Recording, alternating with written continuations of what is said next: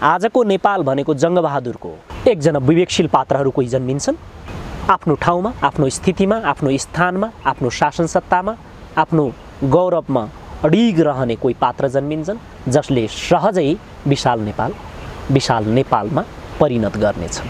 शाहहरू आएपछि मात्रै गोर्खा बनेको होइन, जङ्गबहादुरको नेपाल हो यो। पृथ्वीनारायण शाहले गोरक्षनाथसँग भेट गरेपछि मात्र बनेको गोर्खा होइन, टिस्टादेखि लिएर काँगडासम्मको जुन राज्य विस्तार गर्ने काम बहादुर शाहले गरेको।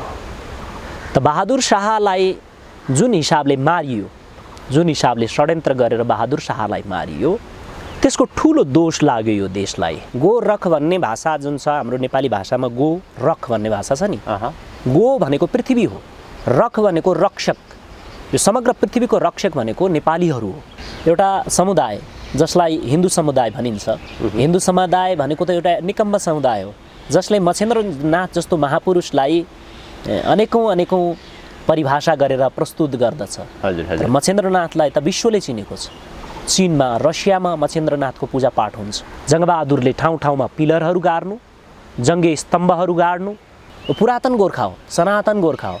त्यो गोर्खा राज्य अति प्राचीन राज्य हो, त्यो हजारौं वर्ष मगरहरूको राज्य हो, मगरात। जङ्गबहादुर राणा नेपालको सर्वोत्कृष्ट रत्नमध्ये पर्दछ कि यस्तो खालको दूरदृष्टि भएको व्यक्ति कोही जन्मेको छैन जङ्गबहादुर जस्तो। उसको समयमा देशको जनसङ्ख्या 1 करोड पनि थिएन, 50 लाख पनि थिएन, थोरै जनसङ्ख्या थियो। त्यो जमानामा लाखौं रुपैयाँ, केही लाख रुपैयाँ उसको देशलाई ऋण होइन दान गरेर आएको छ इङ्ल्यान्डलाई। त त्यतिखेर को शक्तिशाली रहेछ? नेपालबाट इङ्ल्यान्डसम्म पुग्दा गाईलाई खाने घाँस, गाईले पिउने पानी, आफूले पिउने पानी, आफ्नो साथमा गएका सैन्य सङ्गठनले पिउने पानी र अन्नपात समेत लिएर गएको छ। त कुन ठाँटबाँटले गएको हो इङ्ल्यान्ड? यो देशलाई यहाँसम्म पुर्याइदिनेको त जङ्गबहादुर र जङ्गबहादुरको परम्परा हो। 103 वर्ष क्रूर शासन गरे भन्ने कुरा जुन परिभाषाहरू गरिन्छ त्यो नालायक निकम्मपनाको परिभाषा हो। क्रूरता भन्ने कुरा त शासनमा हुन्छ नै। यी हातहरूले पृथ्वीमा केही मेहनत र परिश्रम गर्नु पर्यो भने छाला ननिक्लिएर मेहनत हुन्छ। तब त विश्वको शक्तिशाली देश थियो त्यतिखेर। विश्वको प्रत्येक देशले नेपाल भनेर नेपालको आश्रय र नेपालको संरक्षण र नेपालको दानको अभिलाषा र आशा गरेर बस्थे। आज किन गर्दैन विश्वले?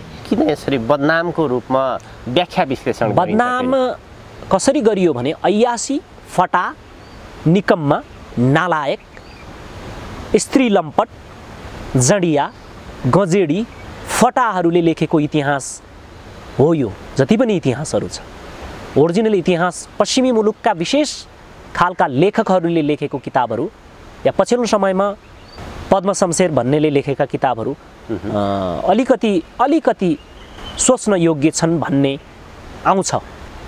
आफू जस्ता छन् जडिया, भडिया, स्त्री लम्पट, फटाहरू, उनीहरूले लेखेको इतिहास हो। जङ्गबहादुर वास्तवमा यो देशको देवता हो, साक्षात् गोरखनाथ हो, साक्षात् शिव भगवानको अंश हो, अनन्य भगवती दुर्गाको कृपा भएको पात्र हो। ऊ त दैत्य संहारक हो। कसले चिन्ने? ऊ त महान साधक हो, परम सिद्ध योगी हो। त विश्वका वैज्ञानिकहरूले, विश्वका यी आध्यात्मिक व्यक्तित्वहरूले जङ्गबहादुरलाई 6औं स्थानमा राखेका छन्, परम आध्यात्मिक व्यक्तित्व भनेर, परम सिद्ध व्यक्ति भनेर।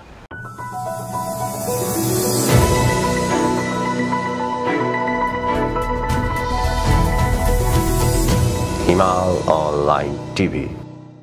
विश्वभरिबाट हिमाल अनलाइन टेलिभिजन हेरिरहनुभएका सम्पूर्ण दर्शकहरूमा हार्दिक नमन व्यक्त गर्न चाहन्छु। आजको हाम्रो कार्यक्रमको अतिथि हुनुहुन्छ सनातन गुरु। आज म उहाँसँग विशेष गरी नेपालको सन्दर्भमा, विश्वका शक्तिशाली राष्ट्रहरूको सन्दर्भमा यस्ता विषयहरू उठान गर्दैछु जुन विषय आजसम्म सञ्चार माध्यममा बाहिर आइरहेका छैनन्। सँगसँगै नेपाल र विश्वको अबको राजनीति कुन बाटोतर्फ जाँदैछ यो विषयमा पनि कुराकानी गर्दैछु सनातन गुरुसँग। गुरुदेव स्वागत छ यहाँलाई। धन्यवाद।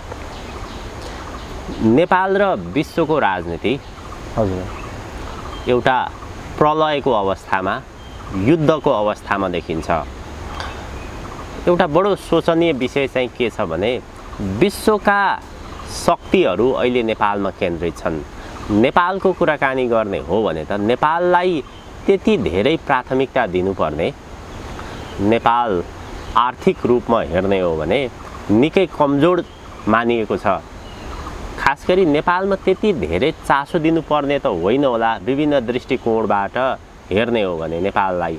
तर विश्वका शक्तिशाली राष्ट्रहरू अहिले नेपालमै केन्द्रित छन्। यसका पछाडिका केही रहस्य र कारणहरू यहाँहरूको एउटा चाहिँ दूरदृष्टिकोणबाट त्यस्तो केही छ? किन केन्द्रित भइरहेछन् नेपालमा विश्वका शक्तिशाली राष्ट्रहरू? विश्वको राजनीति क्षेत्रमा अहिले हेर्दा नेपालप्रति संसारकै राजनीतिक दृष्टिकोण जुन छ यसको मूल कारण दुईटा छ। जति पनि संसारका शासकहरू र राजनीतिज्ञहरू छन् तिनीहरू दुई तहबाट आएका छन्। एक भौतिक सफलताको परम उच्च महत्त्वाकांक्षा, दोस्रो आध्यात्मिक अनुकम्पा द्वारा विश्वभरिका शासकहरू आफ्नो शासन सत्तामा पुगेका छन्। त नेपालप्रति विश्वको राजनीतिक अगुवाहरूले चासो जनाउनुको मूल कारण भनेको भौतिक दृष्टिकोणमा हेर्नुहुन्छ भने अहिलेसम्म पनि आजसम्म नेपाल प्राकृतिक सांस्कृतिक सम्पदाको धनी देश हो। यहाँको प्राकृतिक सम्पत्ति, सांस्कृतिक सम्पत्ति आफ्नो हातमा पार्ने एउटा प्रतिस्पर्धा हो। विश्वका गनिएका राज्यहरूको सङ्घर्ष अनि त्यसको लागि लगानी लगाउन चाहन्छन्। पुरानो परम्परा छैन कि तपाईलाई मन लागेको, तपाईलाई उचित लागेको देश सिधै हात हतियार र ताकतद्वारा जित्ने आजको जमाना छैन। यो कारणले गर्दाखेरि धागो पसाउनको लागि सुइयो चाहिन्छ। पहिला त्यो धागो कहीँ पसाउनु छ भने त्यो धागोलाई पहिला सुइयोमा पसाउनु पर्छ। हजुर हजुर। त्यसरी नै यो देशको पुरातन प्राचीन खनिज पदार्थहरूदेखि लिएर प्राकृतिक सौन्दर्यतादेखि लिएर जलस्रोतदेखि लिएर धातुदेखि लिएर यी धेरै विषयहरू छन् भौतिक दृष्टिकोणमा जसले लोभ्याएका छन्। हजुर हजुर। राजनीतिक दृष्टिकोणमा विश्वमा एउटा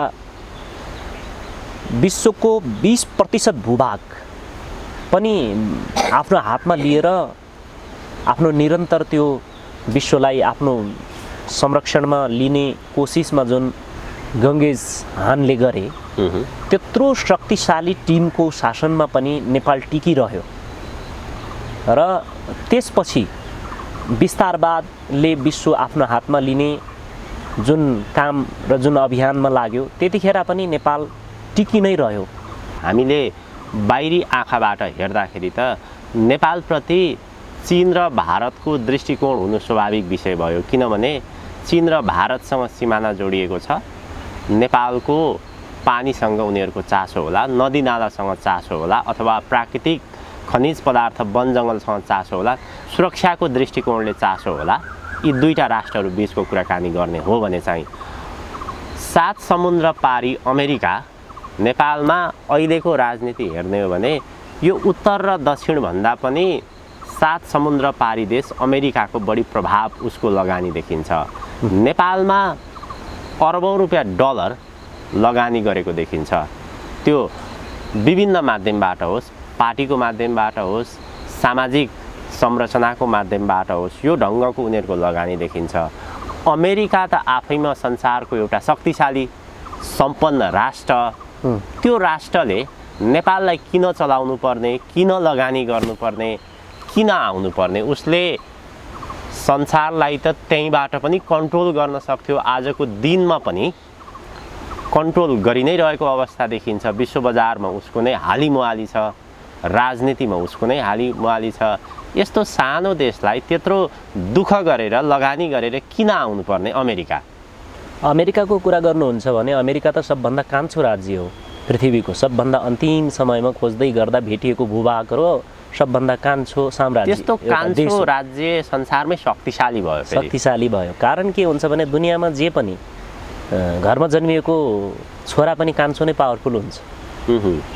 जेठो हमेसा हेपिन्छ चेपिन्छ, बाउबाट पनि आमाबाट पनि। त्यसले गर्दा जो जेठो हुँ भन्ने जसलाई घमण्ड रह्यो अथवा जो जेठो भयो उसमा कयौँ उत्तरदायित्व र जिम्मेवार र भार छ।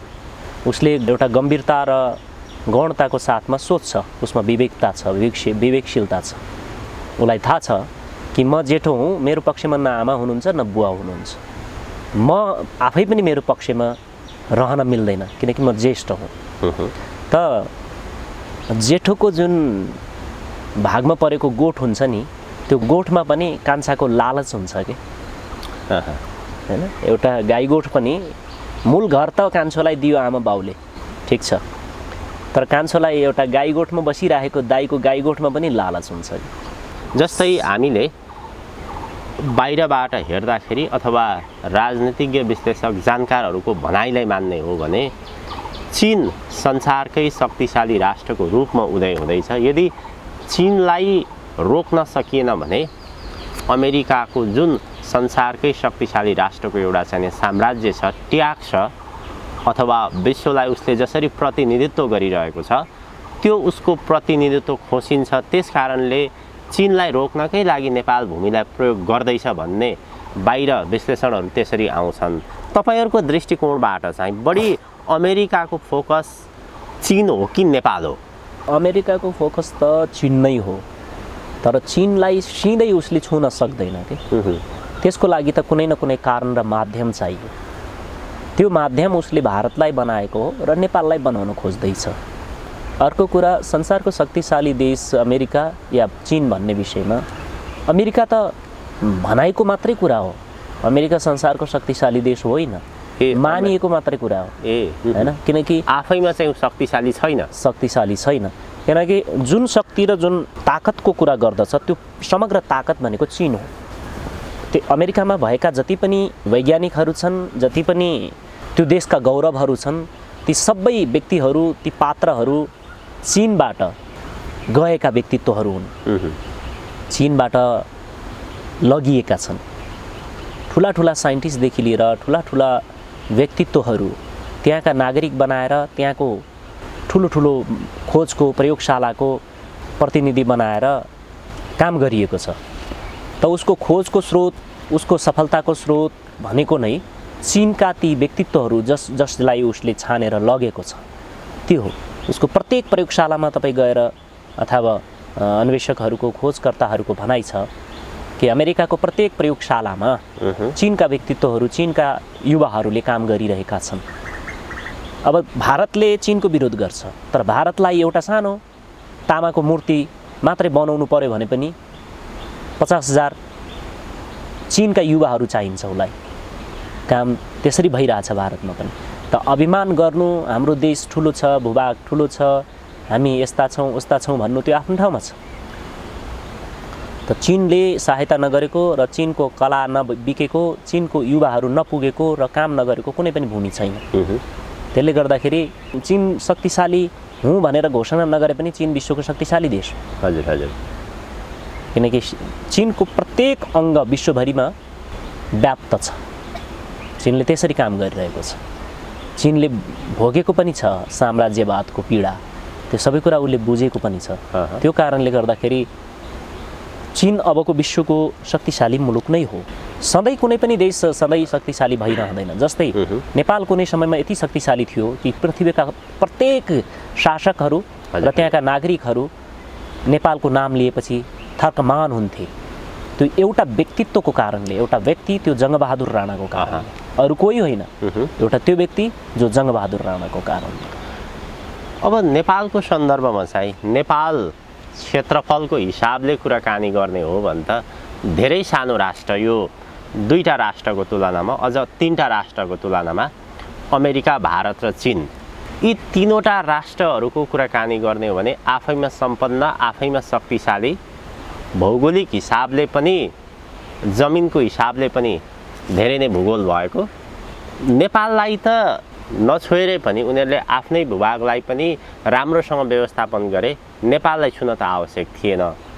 किन छुइरहेका छन्? यी तीनटा राष्ट्रलाई नछुइ पनि त उनीहरू शक्ति र सम्पन्न हुन सक्दैन थिए, अथवा के बाध्यता पर्यो? हैन, त भारत भनेको ठुलो भनेर घमण्ड गर्ने मात्रै हो। भारत त अहिले पनि हाम्रो संरक्षणमा छ। भारतले आफ्नो अभिमान गर्नु, आफ्नो कृतज्ञता व्यक्त नगर्नु, आफूले पाएको सहायता, सहयोग र संरक्षणको आभारीपन व्यक्त नगर्नु। जस्तै कुन कोणबाट यहाँले भन्नु, अघिल्लो अन्तर्वार्तामा पनि यहाँले यसो भन्नुभएको थियो, त्यो चाहिँ कुन कोणबाट? भारत, बेलायत, अमेरिका त्यो नेपालकै संरक्षणमा छ भनेर भन्नुभयो नि, कुन कोणबाट भन्न खोज्नुभयो? नेपाली युवाहरूको अथवा नेपाली नागरिकहरूको कद नापेर उसले भाइ भन्छ भने त्यो भ्रम हो। नेपाली भूभागको क्षेत्रफलको हिसाबले मापेर उसले भाइ भन्छ भने पनि त्यो भ्रम हो। म मेरो दाइभन्दा 3 फिट अग्लो छु, के म दाइ हो? म दाइभन्दा 3 कक्षा बढी पढेको छु, के म दाइ हो? म के दाइको उत्तरदायित्व वहन गरिरहेको छु? के म दाइको उत्तरदायित्व वहन गर्न सक्दछु? त्यसैले गर्दाखेरि एक भारत नेपालको संरक्षणमा प्रष्ट रूपमा नेपालको एक हिसाबले नेपालको शरणार्थी भन्दा पनि हुन्छ।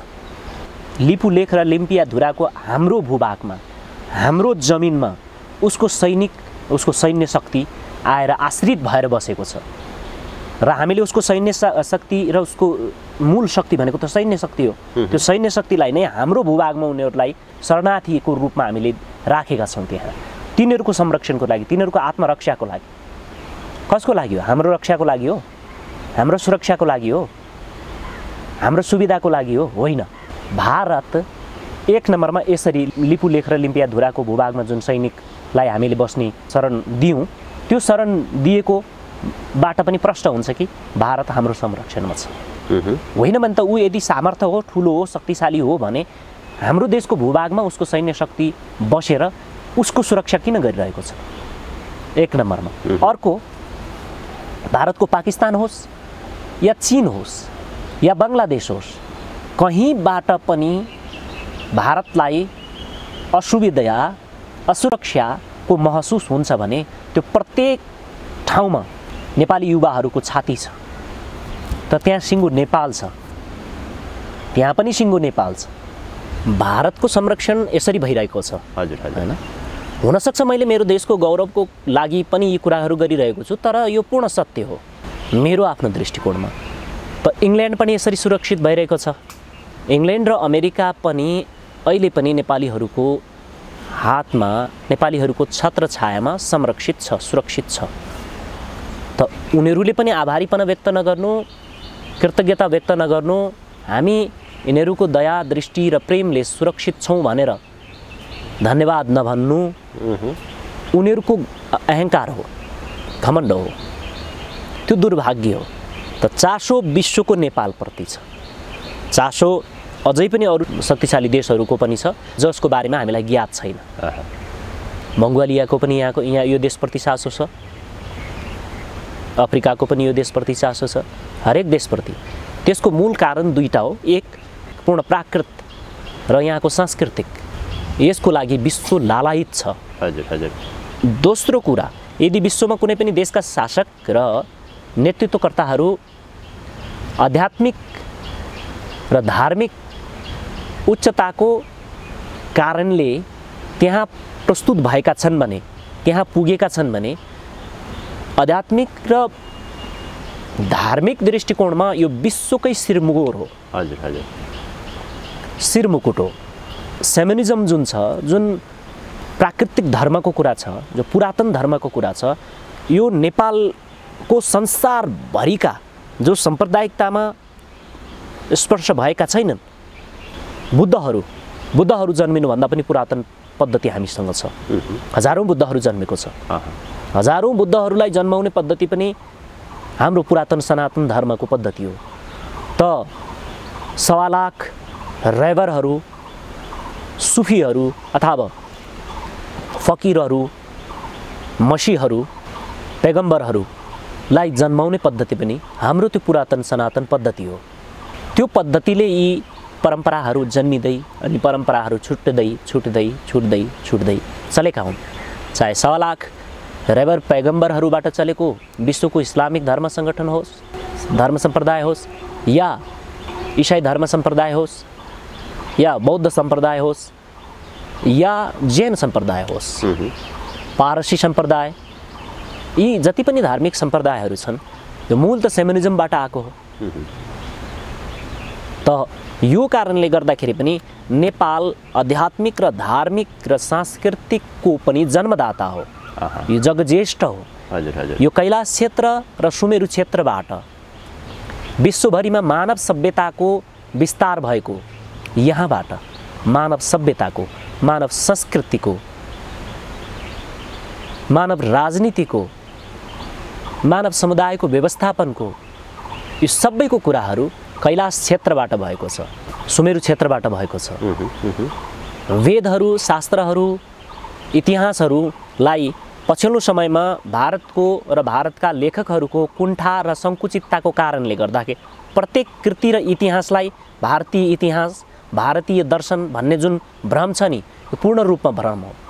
वेद र शास्त्र अनि पुराणहरू, उपवेदहरू यो समग्र पृथ्वीको इतिहास हो, पृथ्वीको विज्ञान र पद्धति हो, पृथ्वीको विज्ञान र पद्धति हो। वेद कसैको निश्चित सीमाको पनि होइन, कुनै सीमाङ्कित सीमा क्षेत्रको पनि होइन र कुनै निश्चित समुदायको पनि होइन। त्यो प्रारम्भ स्थल चाहिँ नेपालबाट भयो। नेपालबाट, जहाँ सुमेरु साक्षी छ, जहाँ कैलाश साक्षी छ। यो समग्र विज्ञान र पद्धतिका प्रतिष्ठापक भनेको भगवान सदाशिव हो र यो समग्र विज्ञान र पद्धतिको संरक्षक भनेको अनन्त अथवा नारायण हो। त उहाँले संरक्षण गरिरहनु भएको छ यसको। त शिवालयम कैलाश सुरपुर सुमेरु गिरिवरो। समग्र देवी देवताहरूलाई पनि यदि सङ्कट पर्छ र समस्या हुन्छ भने, चाहे आयुर्वेदको समस्या, चाहे धनुर्वेदको समस्या, गन्धर्ववेदको समस्या, चाहे शिल्पवेदको समस्या, यो समग्र पद्धतिहरूको विज्ञानको समग्र विज्ञानहरू हो। वेदलाई केवल कविता र गीतमा मात्रै सोच्ने परम्परा त्यहाँबाट भयो, जहाँ यसलाई निश्चित समुदाय र जातिको बनाइयो। वेद भारतीयहरू र निश्चित जातिहरूको मात्र होइन, समग्र पृथ्वीका मानवहरूको। वेदले सूर्यको विज्ञान, सूर्यको शक्ति, सूर्यको किरण, सूर्यको ऊर्जा, सौर्य शक्तिको पूर्ण प्रणालीहरूको विषयमा वेदले बताउँछ। के सूर्य भारतको मात्र हो या नेपालको मात्रै हो? त विज्ञान कुनै पनि निश्चित समुदाय र निश्चित जातिको हुँदैन। चारै वेद विज्ञान हो, चार उपवेदहरू पनि विज्ञान हो, 18 पुराणहरू र उपपुराणहरू इतिहास हो। इतिहास केवल नेपाल र भारतको मात्र होइन, समग्र पृथ्वीका शासकहरूको र पूर्वजहरूको इतिहास हो। त्यो इतिहास कैलाशबाट र सुमेरु क्षेत्रबाट सुरु भएको छ। यो इतिहासलाई जोड्ने हो भने नेपाल फेरि पनि ज्येष्ठ हो। त ती आध्यात्मिक व्यक्तित्वहरू यदि उदय भएका छन् भने तिनीहरूलाई पनि यो देशप्रति चासो छ, किनकि प्रत्येक कारण र प्रत्येक क्रियाको प्रारम्भ कैलाश र सुमेरु क्षेत्रबाट भएको छ। त यी दुईटा कारणहरू छन्। हजुर हजुर। त्यसो भए नेपालको इतिहासकारहरूले, लेखकहरूले नेपालको विषयमा इतिहास लेख्दाखेरि नेपाल संसारको एउटा सानो देशमध्येको सानो देश, भौगोलिक जटिलता भएको, आर्थिक रूपमा निकै कमजोर र यहाँका धर्म, संस्कृति, परम्पराहरू जे छन् त्यो एउटा पुरातन शैलीको, यो ढङ्गले व्याख्या विश्लेषण गरेर उनीहरूले इतिहासमा लेख्छन् नि। यो चाहिँ उहाँहरूको खोज, अनुसन्धान अथवा अध्ययनको कमीको कारणले उहाँहरूले त्यो ढङ्गले नेपालको इतिहासलाई लेख्नु भएको हो कि अथवा त्यसमा पनि उनीहरूकै बढी चासो र चिन्ताको दृष्टिकोणले अथवा उनीहरूकै लगानीको कारणले गर्दाखेरि उहाँहरूले त्यो कोणबाट नेपालको इतिहासलाई उजागर गर्नुभएको? उहाँहरूले जति खोज्नुभयो, उहाँहरूले जति समय दिनुभयो, जति समय लगाउनु भयो र जहाँसम्म खोज्नुभयो त्यहाँसम्म मात्रै प्रस्तुत गरेको हो उहाँहरूले, हैन? अथवा मैले बोलेको पनि मैले जहाँसम्म खोज गरेको छु, जहाँसम्म अध्ययन गरेको छु, जहाँसम्म मैले मेरो खोजले प्राप्त गरेको छु त्यो मात्रै बोल्ने हो। उहाँहरूको पढाइ लेखाइ र उहाँको अन्वेषणहरू पूर्ण रूपमा पूर्ण छैन। उहाँहरूले जति अन्वेषण र खोज गरेर प्रस्तुत गर्नुभएको छ त्यो पनि धन्यवाद योग्य छ, हैन? धन्यवाद योग्य छ। तर त्यति मात्रै पूर्ण होइन, पर्याप्त होइन। जस्तै नेपाल निष्कर्ष दिन सकिँदैन। सधैँ नेपाल यति सानो भइरहन्छ भन्ने होइन, सधैँ नेपाल यति सानो थियो पनि होइन। नेपाल विविध समयमा विविध रूपहरू धारण गरेको छ। नेपालको भूभाग गान्धारदेखि लिएर जम्मू कश्मीरदेखि लिएर काजिकिस्तानसम्म उताको कम्बोडियासम्म पनि थियो। जुम्लेश्वर कैलाश मानसरोवर कैलाश क्षेत्रदेखि लिएर कन्याकुमारीसम्मको शासन थियो मनुको समयमा। त्यस्तै रामशाहको समयमा पनि देश धेरै ठुलो भएको इतिहास पाइन्छ। मुगल सम्राटले बाघको मुखमा चिठी लेखेर पठाउँदा रामशाहले भनेको युक्ति छ, तर त्यो मलाई पुरै आएन। रामशाहले बाघ बिरालाहरू कति आए कति गए भन्ने कुराहरू भन्नुभएको छ। त यो इतिहासलाई हेर्ने हो भने रूप समय अनुकूल हुन्छ। त त्यो समयमा त्यो समय त्यो परिवेशमा देशको भूभाग, त्यसको राजनीतिक, त्यसको अर्थव्यवस्था हेरिन्छ। इङ्ल्यान्ड आजको अवस्थामा के कस्तो छ त्यो आफ्नो ठाउँमा छ, तर जङ्गबहादुर राणा नेपालको सर्वोत्कृष्ट रत्नमध्ये पर्दछ कि। यस्तो खालको दूरदृष्टि भएको व्यक्ति कोही जन्मेको छैन जङ्गबहादुर जस्तो। उसको समयमा देशको जनसङ्ख्या 1 करोड पनि थिएन, 50 लाख पनि थिएन, थोरै जनसङ्ख्या थियो। फेरि पनि त्यो जमानामा लाखौँ रुपैयाँ, केही लाख रुपैयाँ उसको देशलाई ऋण होइन दान गरेर आएको छ इङ्ल्यान्डलाई। त कयौँ लाख खर्च गरेर त त्यहाँको सबभन्दा सुन्दर सुन्दर गणिकाहरूलाई सम्मान गरेको कुराहरू पनि आउँछ। त्यो एउटा सम्मान हो। ती गणिकाहरू त्यो राज्यमा भएकी सर्वश्रेष्ठ सुन्दरीहरूलाई जुन राणाले दिएको धन खर्च गरेको भनेर त्यसलाई एउटा अर्को गलत परिभाषा गर्नु आफ्नो ठाउँमा छ, तर उसले त तिनीहरूको सौन्दर्यताको कदर गरेको। कुनै पनि व्यक्तित्व, कुनै पनि अस्तित्वको कदर गर्न जान्नु पर्दछ। त त्यतिखेर को शक्तिशाली रहेछ? नेपालबाट इङ्ल्यान्डसम्म पुग्दा गाईलाई खाने घाँस, गाईले पिउने पानी, आफूले पिउने पानी, आफ्नो साथमा गएका सैन्य सङ्गठनले पिउने पानी र अन्नपात समेत लिएर गएको छ।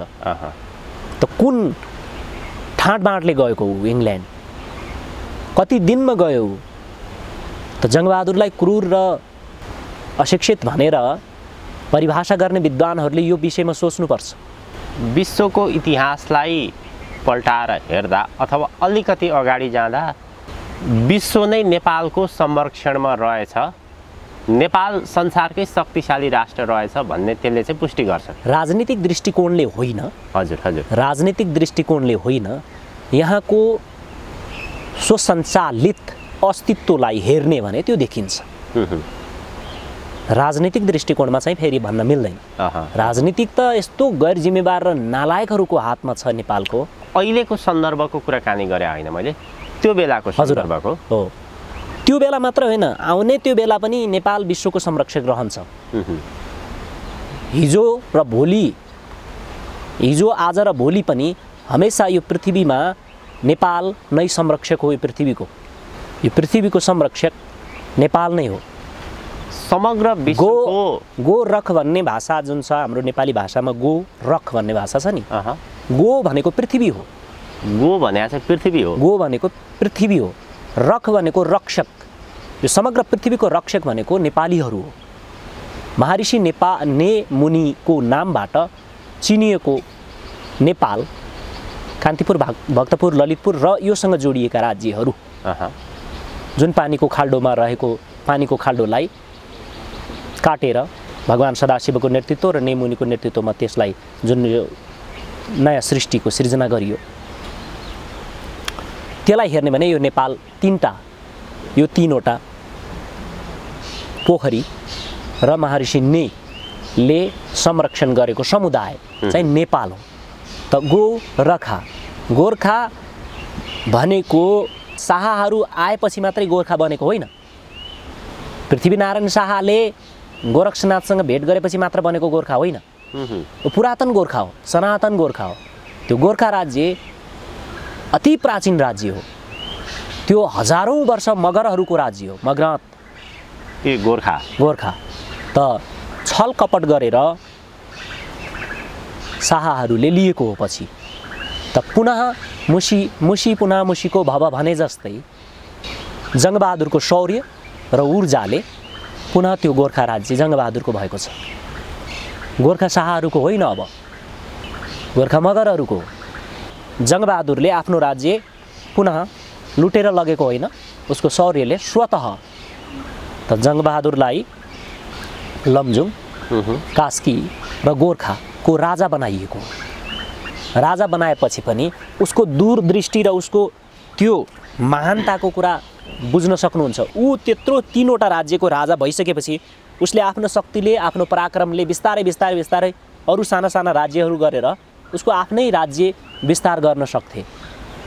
तर उनको त्यो एउटा महान दृष्टिकोण, महान जुन हेर्ने चक्षुको कुरा छ, त्यो कुरा बुझेको छैन मान्छेले। महाराज श्री 3 हुँदा पनि ऊ आएर नेपालको राजनीतिक व्यवस्था, राजदरबारभित्रको अलिकति अपरिपक्वता र गैर जिम्मेवारीताको कारणले गर्दाखेरि ऊ यहाँ आएर प्रधानमन्त्रीको पद पनि सम्हालेका छन्। सेनापति र प्रधानमन्त्रीको पद पनि सम्हालेको छन्। त नेपाललाई यहाँसम्म ल्याउनमा यत्रो अन्डाभित्रको चल्ला जस्तो राजा रजौटाहरूलाई सम्हालेर यो देशलाई यहाँसम्म पुर्याइदिनेको त जङ्गबहादुर र जङ्गबहादुरको परम्परा हो।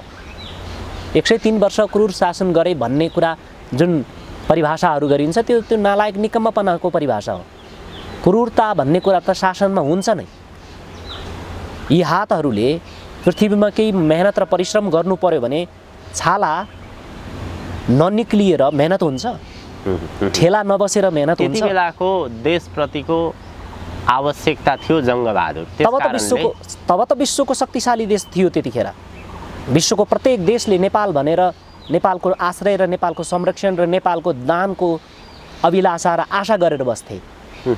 आज किन गर्दैन विश्वले? त आज त विश्वले खाइदिउँ भनेर कम्पिटिसन गरिरहेको छ नि, प्रतिस्पर्धा गरिरहेको छ नि। हिजो त नेपालको आश्रयमा रहौँ भनेर प्रतिस्पर्धा हुन्थ्यो। विश्वको प्रत्येक मुलुकले नेपालको आश्रयमा, नेपालको संरक्षणमा, नेपालको बन्धुत्वमा, नेपालको मित्रभावमा रहौँ भनेर आशा गर्दथे र त्यो प्रतिस्पर्धा हुन्थ्यो, मित्रताको प्रतिस्पर्धा हुन्थ्यो। जति सक्यो गोर्खा भनेको सिंह हो, गोर्खासँग मित्रभाव नै राख्नुपर्छ, उसको संरक्षणमा रहनुपर्छ भन्ने थियो। त आज त त्यस्तो छैन। आज त नेपाललाई विश्वका मुलुकहरूले बिरालोको दृष्टिकोणले हेरिरहेका छन्। आजसम्म 2007 सालदेखि यता यहाँसम्म आएको परिवर्तन र राजनीतिक उथलपुथलले नेपाललाई के बनायो, के बन्दैछ? राजनीतिक कुरा गर्दैछु यहाँ। फेरि सिंहबाट बिरालो बनायो, मुसा बनायो। कहाँ मुसा? सारा मुलुकले बिरालोको दृष्टिकोणले हेर्दैछन्। सारा मुलुकले नेपाललाई बिरालोको दृष्टिकोणले हेर्दैछन्। बिरालोको दृष्टि कहाँ हुन्छ, के हुन्छ, केमा हुन्छ? मुसामा हुने हो त। त्यसले गर्दा आजको राजनीतिकले यो मुलुकलाई यस्तो अवस्थामा पुर्याएको छ, यस्तो अवस्थामा पुर्याएको छ। र यो समयमा यहाँको कुलाचार पद्धति र यहाँको दैविक शक्तिको कुनै अनन्य अनुकम्पाबाट जङ्गबहादुर जस्तो कोही सपुत जन्मियो भने फेरि नेपालको नाम विश्वमा गोर्खाको नाम गोर्खा नै भनेर पुनः चिनिन्छ। गोर्खा भनेको कोही एकजना व्यक्तिको नाम होइन, गोरखनाथको नाम होइन। गोरखनाथको जुन गौरव छ, जुन महिमा छ, उहाँको गुरुप्रतिको अनन्य श्रद्धाको कुरा छ, त्यो आफ्नो ठाउँमा छ। उहाँ त एउटा लावारिस बच्चा हो। उहाँलाई महासिद्ध मच्छेन्द्रनाथजीले पालन पोषण गरेर परम सिद्ध बनाइदिनु भयो। एउटा 9 योगीहरूमा पनि योगीहरूको एक रत्न बनाउनु भयो। त त्यो रत्न बनाउने व्यक्ति भनेको मच्छेन्द्रनाथ, अवलोकित ईश्वर। अब एउटा समुदाय जसलाई हिन्दू समुदाय भनिन्छ, हिन्दू समुदाय भनेको त एउटा निकम्ब समुदाय हो जसले मच्छेन्द्रनाथ जस्तो महापुरुषलाई अनेकौँ परिभाषा गरेर प्रस्तुत गर्दछ। मच्छेन्द्रनाथलाई त विश्वले चिनेको छ। चीनमा, रसियामा मच्छेन्द्रनाथको पूजापाठ हुन्छ। बुद्धिस्टहरूको गुरु परम्परामा मच्छेन्द्रनाथलाई सर्वोत्कृष्ट मानिन्छ। यहाँले यो इतिहास प्राचीन दृष्टिकोण केलाउँदै गर्दाखेरि गोर्खाको सन्दर्भमा चाहिँ के भन्नुभयो भने गोर्खा त्यति बेलाको शाहवंशले राज्य गर्दाखेरिको गोर्खा मात्र होइन, त्यो एउटा प्राचीन राज्य हो, हजारौँ वर्षदेखिको त्यो एउटा प्राचीन राज्य हो, अझ मगरातहरूको राज्य हो भनेर यहाँले भन्नुभयो नि। गोरखनाथको प्रसङ्ग पनि उठान गर्नुभयो। त्यति बेला चाहिँ जस्तै यो शाहवंशलाई गोरखनाथ बाबाले आशीर्वाद दिएको प्रसङ्ग पनि सुनिन्छ। त्यो चाहिँ के थियो वास्तवमा? आशीर्वाद थियो, थिएन, अथवा त्यो के थियो? आशीर्वाद थियो। पृथ्वीनारायण शाहलाई आशीर्वाद थियो। त पृथ्वीनारायण शाहको शाह खानदान भनेको एक प्रकारले कृतज्ञ खानदान हो। कृतज्ञ भन्नाले बुझ्ने भाषामा कृतज्ञ भनेको कृतज्ञताको उल्टो। कृतज्ञता भन्ने बुझ्नु त हुन्छ। गोरखनाथले दिएको जुन खीर प्रसाद जुन थियो त्यो पृथ्वीनारायण शाहले श्रद्धापूर्वक पुरै ग्रहण गरेको भए आज यत्रो लफडै हुँदैन थियो। आज विश्वमा यत्रो लफडा, यत्रो झगडा, यत्रो यो भ्रम, यत्रो यो सङ्कुचितता, कुण्ठा, यो केही पनि हुँदैन थियो। यस्तो हुँदैन थियो जुन अवस्थामा आज यो विश्व छ। अथवा देश पनि छ। विश्व छ त देश छ, देश छ र त विश्व छ। त यो रहँदैन थियो। त उनले त्यो गोरखनाथप्रतिको जुन श्रद्धा र सद्भावना प्रतिको जुन सन्देहले गर्दा शाहवंशको पनि विनाश भयो र देशको पनि यो दुर्दशा भयो। गोरखनाथ भन्ने कुरा यसलाई सुधार्ने, यो शब्दलाई, यो अक्षरलाई सुधार्ने जुन सुधारवादी रोग लागेको छ मान्छे र विद्वानहरूलाई, म उहाँहरूलाई त्यो भन्छु, लेखक लगायत लेख्छु भन्नेहरूलाई, गोरक्ष संस्कृतमा होला आफ्नो ठाउँमा छ, तर र खको कुरा जुन छ त्यो धेरै महत्त्वपूर्ण कुरा छ। नेपाली भाषामा र खको कुरा हुन्छ सुरक्षा राख्नु, चिरस्थायी समयसम्म हुन्छ। गोको मतलब समग्र पृथ्वी हो। त गोर्खाबाट पनि जुन समयमा अनेक कालखण्डमा शासन भएको कुरा हेर्ने हो भने पृथ्वीको 75%मा शासन भएको कुराहरू देख्न पाइन्छ। र लिच्छवी कालको कुरा गर्ने हो भने पनि विष्णुवर्मसम्मको कुरा गर्ने भने कम्बोडियामा जुन बनाइएको जुन त्यो सनातन संस्कृतिले परिपूर्ण जुन मन्दिर छ त्यो मन्दिर हाम्रो पुरातन र सनातन संस्कृतिले भरिपूर्ण मन्दिर हो। त्यो मन्दिर जैन, बुद्धिस्ट, हिन्दू लगायत समग्र पृथ्वीका जति पनि सम्प्रदायहरू छन् त्यो सम्प्रदायहरूको पनि समावेशिता हो। त्यो मूल धर्मको त्यो कृति हो। त उनी जुन वर्मा छन्, विष्णु वर्माको कुरा, विष्णु वर्मा यी लिच्छवी हुन्। अंशु वर्माहरू लगायत को इतिहासमा जोडिएका पात्रहरू हुन्। हजुर। यसलाई चाहिँ त्यसो हो भने यहाँले यो ढङ्गबाट आफ्नो विचार, व्याख्या, विश्लेषण प्रस्तुत गरिरहँदाखेरि पृथ्वीनारायण शाहलाई आधुनिक नेपालको राष्ट्र निर्माता, राष्ट्रपिताको रूपमा चिनिन्छ र यसरी पनि व्याख्या विश्लेषण गरिन्छ कि त्यो कालखण्डमा पृथ्वीनारायण शाहको उदय नभइदिएको भए अथवा पृथ्वीनारायण शाहले राज्य एकीकरण नगरिदिएको भए नेपाल त्यति बेलै गइसक्थ्यो, नेपाल रहँदैन थियो भन्ने एउटा यो कोणबाट व्याख्या विश्लेषण गर्ने गरिन्छ। कुनै पनि पात्रको असल र खराब दुवै पाटोहरू होलान्। आज शाहवंशको विषयमा सञ्चार माध्यममा, विद्वान वर्गमा के व्याख्या विश्लेषण हुने गर्दछ भने शाहवंश नै नेपालको एउटा त्यस्तो इतिहासको चाहिने खम्बा बनेर आयो र नेपालमा राज संस्था फर्क्यो भने पनि त्यो पुस्तालाई नै स्वीकारेर अगाडि बढ्नुपर्छ। तपाईले यसरी व्याख्या विश्लेषण गरिरहँदाखेरि केही नकारात्मक टिप्पणीहरू पनि आउलान्, हैन? हामीले सकारात्मक र नकारात्मक भन्दा पनि इतिहासको यथार्थ के हो, इतिहासले के भन्छ, अथवा यी पात्रहरूको उदय चाहिँ किन भयो, के कारणले भयो र त्यसको अन्त्य पनि त भयो, फेरि यो दृष्टिकोणबाट हामीले हेर्ने हो, कुराकानी गर्ने हो। हजुर। पृथ्वीनारायण शाहको उदयलाई कसरी लिने र उसको अन्त्यलाई चाहिँ कसरी लिने त्यसो भए? पृथ्वीनारायण शाहको उदयलाई बहुत सुन्दर र सौभाग्यताको रूपमा लिन सकिन्छ। र पृथ्वीनारायण शाहको जुन क्रियाशीलतालाई पनि मान्नुपर्छ र जुन योजना थियो राष्ट्र निर्माणको त्यसलाई पनि सकारात्मक मानिन्छ। जुन राष्ट्र निर्माणको कुरामा उहाँले गरेका गल्तीहरू गल्ती नै हुन्, त्यसको परिणाम उहाँ अधुरो इतिहास अधुरो कार्यमै उहाँको शरीर छुटेको छ। अब आधुनिक नेपालको निर्माताको कुरा गर्ने भने त बहादुर शाह हो।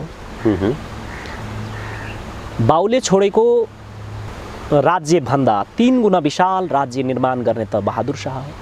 आधुनिक नेपालको निर्माता बहादुर शाह हो। व्यक्तित्वलाई नचिन्नु, व्यक्तित्वको कदर नहुनु यो पृथ्वीको अथवा यो समाजको दुर्भाग्य हो। र जुन परम्परा चल्यो, जेठोपछि जेठो छोरा, जेठो छोरापछि जेठो नाति, यस्तो परम्परा जुन चल्यो र त्यसमा एउटा ठुलो दुर्भाग्य बहादुर शाहको भाउजू र बहादुर शाहको भाइ बित्नु। बहादुर शाहको दाइ प्रताप सिंह नबित्नु थियो भने सायद अझै सुन्दर कार्यहरू हुन्थ्यो, अझै राम्रो कार्यहरू हुन्थ्यो देश निर्माणको सिलसिलामा। जुन त्यहाँनिर अलिकति के छ भने प्रताप सिंह शाहको श्रीमती कहीँ बाहिरी, कहीँ दरबारभित्रका फटा अलिकति रुग्ण विचार भएका व्यक्तिहरूबाट सञ्चालित भएको देखिन्छ के। यसले गर्दाखेरि रणबहादुर शाहको अपरिपक्वता पनि देखिन्छ र बहादुर शाहलाई एउटा निर्ममताको साथमा एउटा भावनात्मक खेलवाड जस्तो पनि भएको छ के। त्यहाँ एउटा सानो भतिजो अथवा त्यो एउटा आफ्नो भाउजूले यतिसम्म गर्न सक्लान् भन्ने परिकल्पनै गर्न सकिँदैन के।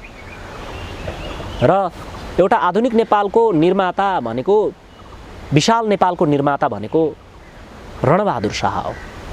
त्यो बिर्सिएको छ नेपालीहरूले, अधुरो इतिहास छ।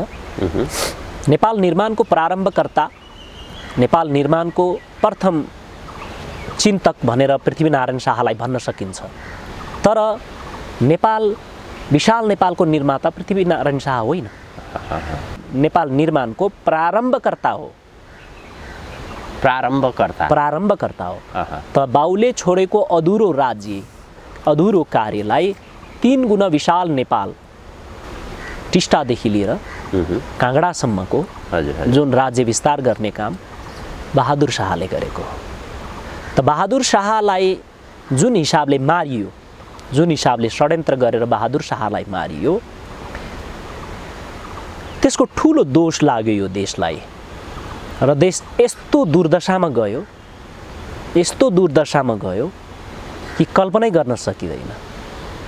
विशाल नेपालको कुरा त के, अहिलेको नेपाल पनि गायब हुने परिवेशसम्म पुगेको हो। त अहिलेको नेपालको, यो आजको नेपाल भनेको पृथ्वीनारायण शाहको होइन, यो बहादुर शाहको पनि होइन। आजको नेपाल भनेको जङ्गबहादुरको, जङ्गबहादुरको नेपाल हो यो। जङ्गबहादुर राणाको नेपाल हो यो आजको नेपाल। आजको नेपाल रहनु अथवा आजको यो भौगोलिक संरचना रहनु जङ्गबहादुरको। जङ्गबहादुरले ठाउँ ठाउँमा पिलरहरू गाड्नु, जङ्गे स्तम्भहरू गाड्नु, नेपालको भूभागहरूलाई संरक्षण गर्ने दूरदृष्टि हुनु, उसको विश्वभरिमा आफ्नो वर्चस्व, विश्वभरिमा आफ्नो एउटा ऐश्वर्य अनि विश्वभरिमा एउटा आफ्नो क्रूरताको, एउटा आफ्नो वीरताको हावा फैलाउनु, नेपालको गौरव बढाउनुमा जङ्गबहादुरलाई नेपालको इतिहासमा किन यसरी बदनामको रूपमा व्याख्या विश्लेषण बदनाम कसरी गरियो भने ऐयासी, फटा, निकम्मा, नालायक, स्त्री लम्पट, जडिया, गजेडी, फटाहरूले लेखेको इतिहास हो यो। जति पनि इतिहासहरू छ, ओरिजिनल इतिहास पश्चिमी मुलुकका विशेष खालका लेखकहरूले लेखेको किताबहरू या पछिल्लो समयमा सायद पद्म शमशेर भन्नेले लेखेका किताबहरू अलिकति सोच्न योग्य छन् भन्ने आउँछ हैन। होइन भने यी बाँकी लेखेका जङ्गबहादुरको बारेमा लेख्नेहरू त आफू जस्तो छन् त्यस्तो लेखेको, आफू जस्ता छन् जडिया भडिया स्त्री लम्पट फटाहरू, उनीहरूले लेखेको इतिहास हो। जङ्गबहादुर वास्तवमा यो देशको देवता हो, साक्षात् गोरखनाथ हो, साक्षात् शिव भगवानको अंश हो, अनन्य अनन्य भगवती दुर्गाको कृपा भएको पात्र हो। वो त दैत्य संहारक हो, कसले चिन्ने? वो त महान साधक हो, परम सिद्ध योगी हो। हामीले त टाढाको देउताभन्दा नजिकको भूत पुज्नु भन्ने इतिहास छ, तर हामीले त घरको देउतालाई खोलामा फालिरहेका छौँ। समग्र विश्वले विश्वभरिकै आध्यात्मिक समूहमा 6औं या 5औं स्थानमा राखेको जङ्गबहादुरलाई स्त्री लम्पट, जडिया, गजेडी, ऐयासी भनेर परिभाषा गर्दछौँ हामीले। त विश्वका वैज्ञानिकहरूले, विश्वका यी आध्यात्मिक व्यक्तित्वहरूले जङ्गबहादुरलाई 6औं स्थानमा राखेका छन्, परम आध्यात्मिक व्यक्तित्व भनेर, परम सिद्ध व्यक्ति भनेर। अनि हामी चाहिँ तपाईँको त्यसलाई चाहिँ आफू जस्तो छौँ त्यस्तै त्यस्तै परिभाषा गरिरहेका छौँ। हजुर हजुर। पृथ्वीनारायण शाहको सन्दर्भमा जङ्गबहादुरको कुरा मैले यतिमै टुङ्ग्याएँ। पृथ्वीनारायण शाहको सन्दर्भमा पृथ्वीनारायण शाहको नेपालमा उनको जन्म, उनको योगदान आफ्नै तवरको छ, इतिहासमा त्यो कुरा लेखिएको पनि छ। पृथ्वीनारायण शाहले गरेका गल्ती अथवा कमजोरी भनौँ, उनले आफ्नै वंश परम्परालाई अगाडि बढाउने अथवा उत्तराधिकारीको रूपमा, त्यो उनको गल्ती कि अथवा के थियो खास? होइन, कसैको गल्ती यस्तो छ, कसैको योगदानको प्रशंसा गर्दाखेरि कसैको गल्ती ल्याउनु हुन्न भन्ने होइन के, गल्ती भएको हुन्छ महापुरुषमा। त्यसमा चाहिँ वंश परम्परा जुन बन्यो नि, व्यक्तित्वको परम्परा भएन के त्यहाँनिर। त्यसले गर्दा जङ्गबहादुर राणाको यतिसम्म दूरदृष्टि देख्नुहोस्, उसले आफ्नो छोरालाई आफूपछि बनाउन सक्थे नि त, आफू हुँदै आफूपछि उनले आफ्नो छोरालाई नियुक्त गर्न सक्थे त। आफ्नो भाइहरूको रोल क्रम किन बनाए? के छ त्यसमा? कसैलाई पनि गद्दीको लोलुपता नरहोस्, सबैले मिलेर भाइ गद्दीमा बस्दा दाइहरूले त दाइ गद्दीमा बस्दा भाइहरूले संरक्षण गरून्, र वास्तविकता भनेको त देश हो, देशको संरक्षण होस्, देशको विकास होस् भनेर त्यो दृष्टिले राखिएको नि। तर त्यसको पनि दुरुपयोग भयो, पछिल्लो पुस्ताले दुरुपयोग गरेको हो नि त त्यो त। त्यहाँनिर पृथ्वीनारायण शाहको दोष भन्नुहुन्छ या गल्ती भन्नुहुन्छ, रोल क्रम जुन बनाइयो, रोल क्रम भनेको तपाईँको बाउपछि छोरा, छोरापछि नाति जुन बन्यो, त्यसले अलिकति समस्या ल्यायो। जुन विशाल नेपाल गुमाउनु पर्यो क्या हामीले, विशाल नेपाल गुमाउनुमा बहादुर शाहको निर्दयताको साथमा र छलकपट गरेर हत्या गर्नु हो। बहादुर शाह चाहिँ नेपालको सिमानालाई अझ पर फैलाउन चाहन्थे, विशाल नेपाललाई कायम गर्न चाहन्थे। तर जो बहादुर शाहको जो भाउजू हुनुहुन्थ्यो, भाउजूलाई गद्दीमा राखिएको नि त, भाउजूले भतिजोलाई लिएर बसेको, त भाउजू चाहिँ देशद्रोहीहरूबाट सञ्चालित भइन् के त्यहाँ। भाउजूको भूमिका त्यस्तो रह्यो। उनलाई थाहा छैन, भाउजूलाई पनि थाहा छैन, तर भाउजूलाई देशद्रोहीहरूले प्रयोग गरे अथवा बाहिरी राज्यका व्यक्तिहरूले प्रयोग गरेपछि उनी चाहिँ आफ्नो छोरालाई गद्दीमा राख्ने धुनमा मात्र लागिरहन्, र त्यसको परिणाम त्यो निक्लियो।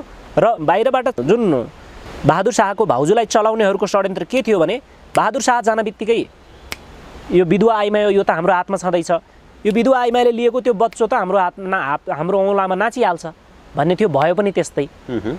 र त्यही अवस्थामा धन्न जङ्गबहादुर कहाँबाट जन्मिदियो, जङ्गबहादुर जन्मिदियो, र त्यहाँ अलिकति केही हदसम्म त्यही समयमा नभनौँ, निकै पछिल्लो कुरा हो न, चाहिँ निकै धेरै पिँढीको कुरा छ। रणबहादुर पछि गिरवर्ण युद्ध विक्रम शाह, गिरवर्ण युद्ध विक्रम शाह पछि राजेन्द्र सुरेन्द्रको कुरा आउँछ हैन। गिरवर्ण युद्ध विक्रम शाह पनि परम सिद्ध योगी हो। त रणबहादुर शाह पनि पछिल्लो समयमा जुन पाप र दोष गरेको कारणले उनले आफ्नो क्षमा याचनाको लागि उनले राजगद्दी त्यागेर 21 वर्षको उमेरमा रणबहादुर शाहलाई गद्दीमा राखेर 1.5 वर्षको छोरालाई गद्दीमा राखेर उनले राज्य छोडेका छन्। त त्यो काकालाई हत्या गरिएको पश्चाताप परिणाम स्वरूप उनले त्यो गरेका छन्। दरबारभित्र विभिन्न प्रकारको आफ्नो व्यक्तिगत निहित स्वार्थको निमित्त भएको छलकपटको कारणले उनी सन्यास भए र देशको आजको त्यसको उपज परिणाम महासिद्ध शशिधर यशोमुनिका शिष्यको रूपमा उनी सन्यास्त भए। हजुर हजुर। अनि त्यसपछि गिरिवन युद्ध विक्रम शाह सानो 1.5 वर्षको बच्चा गद्दीमा बसे। त्यसरी यो परम्परा आयो त्यहाँनिर। गुरु, अब यहाँले निकै महत्त्वपूर्ण प्रसङ्ग उठान गर्नुभयो, निकै महत्त्वपूर्ण इतिहासका कुराहरू उठान गर्नुभयो। सुरुवात हामीले विश्वका शक्तिशाली राष्ट्रहरू अहिले नेपालमा केन्द्रित भएका छन्, ती शक्ति राष्ट्रहरू नेपालको वरिपरि घुमिरहेका छन् भनेर सुरुवात गरेका थियौँ। अवस्था पनि ठ्याक्कै त्यस्तो छ। नेपालको सन्दर्भमा यहाँले के भन्नुभयो? समग्र विश्वकै ज्येष्ठ मुलुक हो नेपाल भनेर भन्नुभयो र समग्र पृथ्वी नै नेपालद्वारा संरक्षित छ, ती पृथ्वीमा भएका देशहरू त्यसै नै संरक्षित हुने नै भए भनेर यहाँले जे कुरा भन्नुभयो।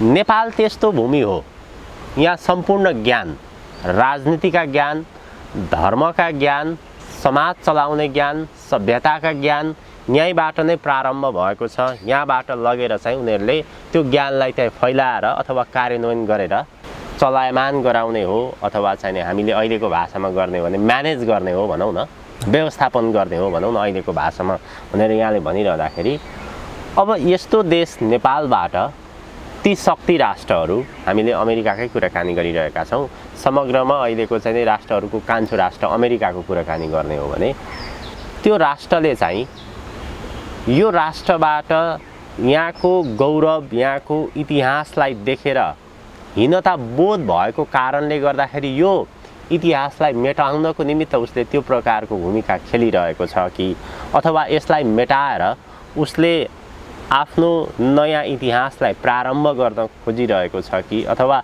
उसको चासो चाहिँ खास गरी के अलिकति हीनता बोधकै कारणले त्यस्तो हो कि, अथवा के नभए त यो ज्येष्ठ मुलुकलाई, ज्ञान भूमिलाई, यहाँको ज्ञान लगेर उनीहरूले चाहिँ त्यहाँ कार्यान्वयन गर्दाखेरि त समग्रमा राम्रो कुरा, प्रतिफल त त्यसको राम्रो आउँथ्यो, किन यस्तो गरिरहेको छ?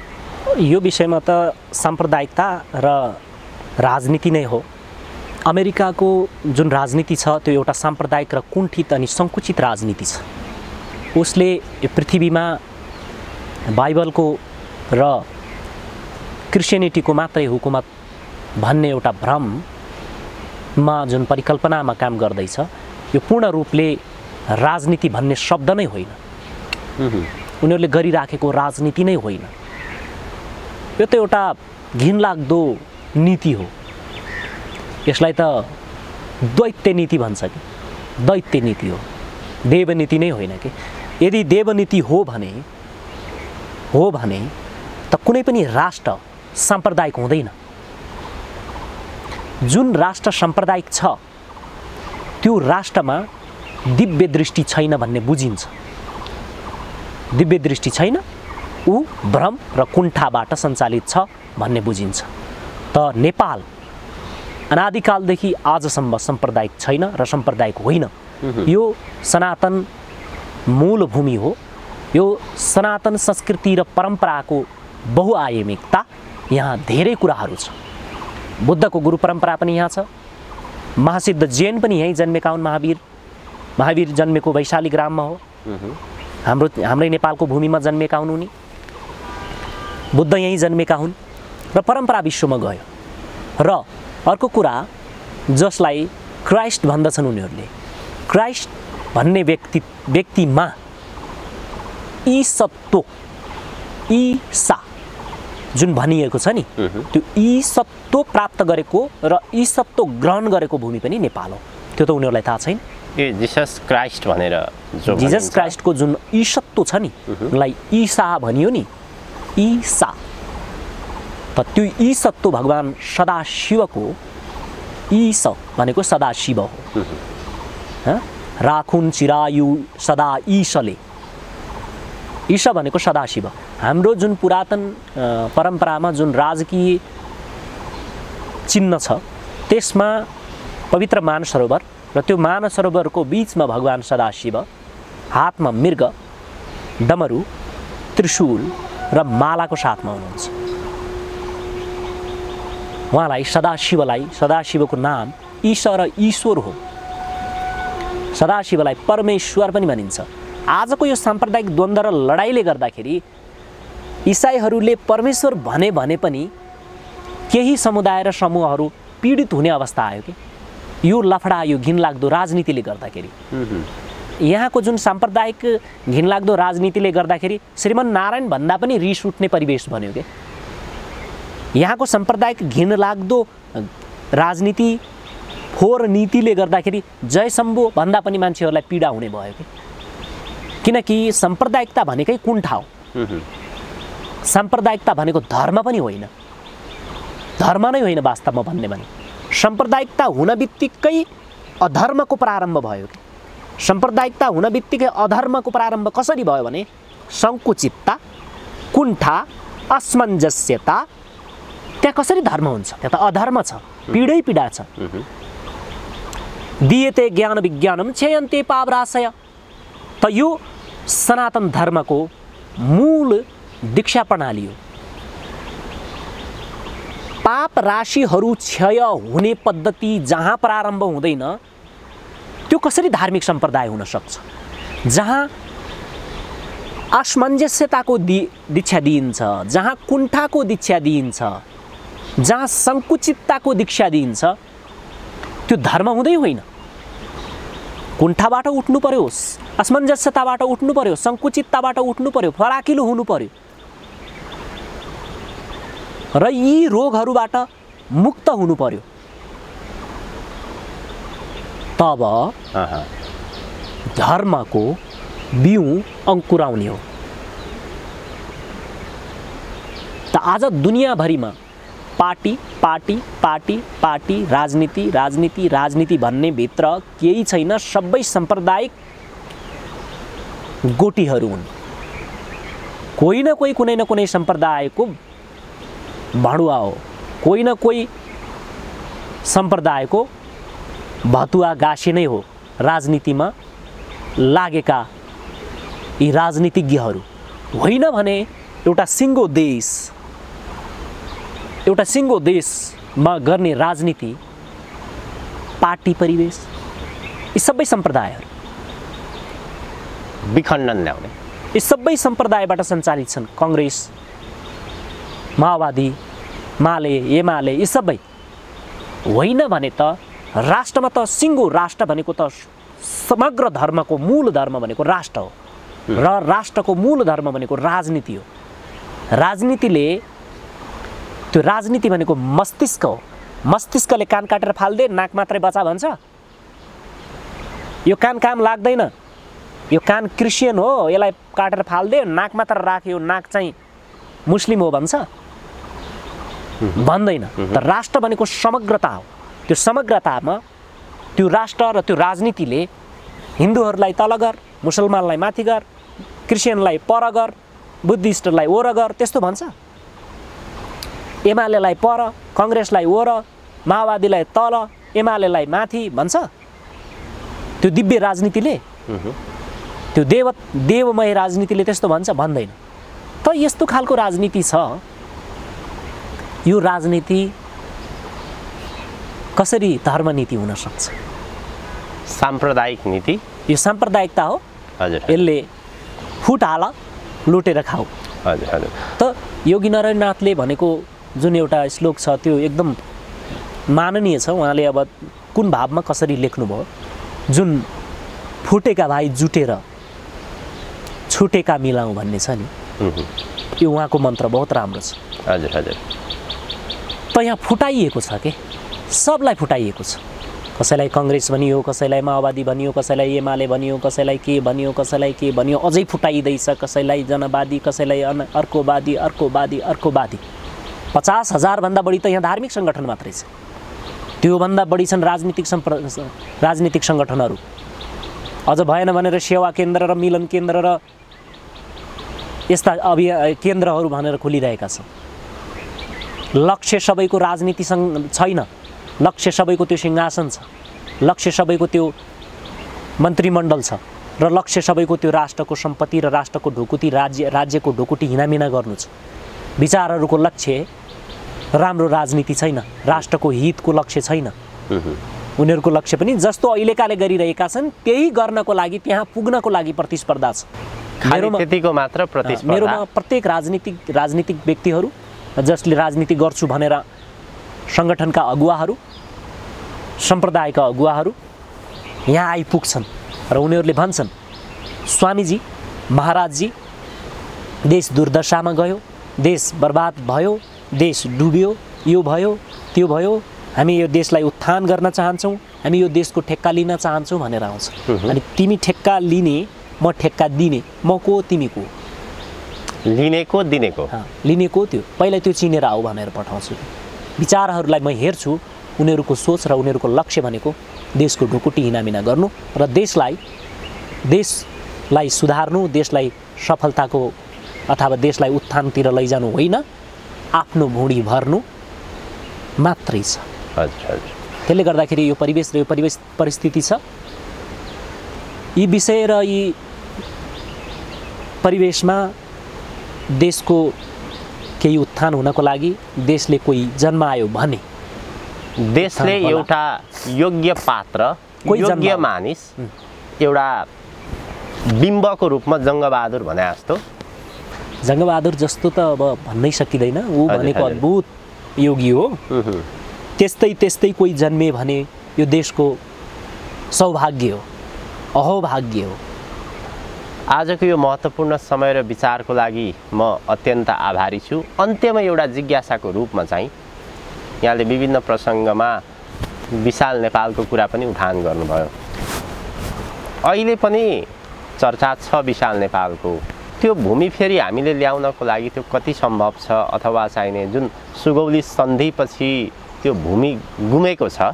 कतिपयले त सुगौली सन्धि भनेकै एउटा झुट जालझेल नै हो, जालझेल हो भनेर भनेको छ र 100 वर्षपछि बेलायतले हङकङ फिर्ता दियो। त्यसै गरी नेपालको त्यो विशाल नेपालको जमिन त गुमेकै छैन, खालि जालझेलका कारणले गर्दा मात्र त्यो अहिले त्यहाँनिर छ, पुनः फिर्ता आउँछ भनेर भनिन्छ। त्यो सम्भावना, त्यो दृष्टिकोण कति छ?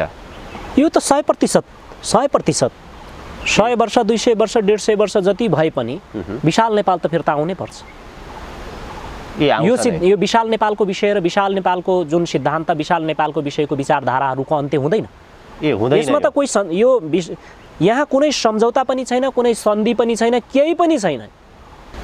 नेपाल र नेपालीहरूको सहजता, सौम्यता, सहनशीलता, विवेकशीलताको अनादर गरेको मात्रै हो। यो त नेपाल त विशाल नेपाल त 100% फिर्ता ल्याउनु पर्छ।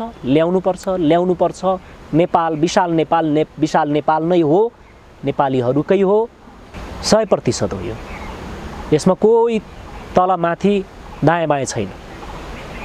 यसको मुद्दामा पनि रक्तपात गरेर, गोली चलाएर, बारुद पड्काएर, सैन्य सङ्गठन बढाएर त्यत्रो सङ्घर्ष गर्नु पर्दैन। यो विषय गर्नै पर्दैन, त्यत्रो सङ्घर्षै गर्नु पर्दैन, त्यत्रो गर्नुपर्ने जरुरी नै छैन। के कारणले गोली बारुद पड्काउने, के कारणले सैन्य सङ्गठन बढाउने? आफ्नो भूमि हो, आफ्नो जमिन हो।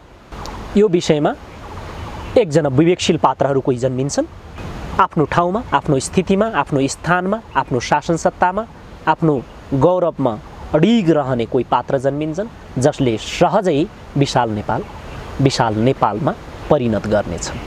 समयको केही मापदण्ड त्यसमा? समयको मापदण्ड भन्न सकिँदैन। भोलि बिहान जन्मिन सक्छ, पर्सि बिहान जन्मिन सक्छ। त्यस्ता पात्र यो पृथ्वीमा छँदै छैनन् भन्ने होइन।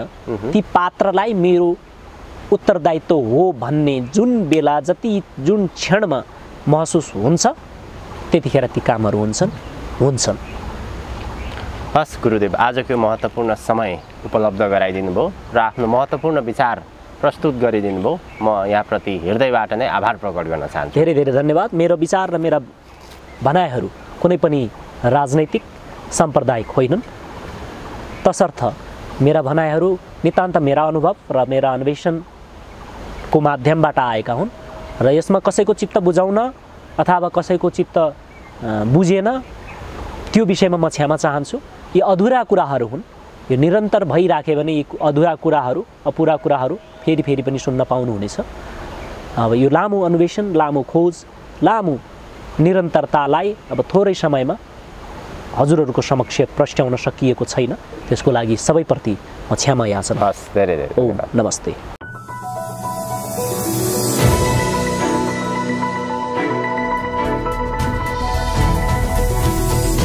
हिमाल अनलाइन टिभी।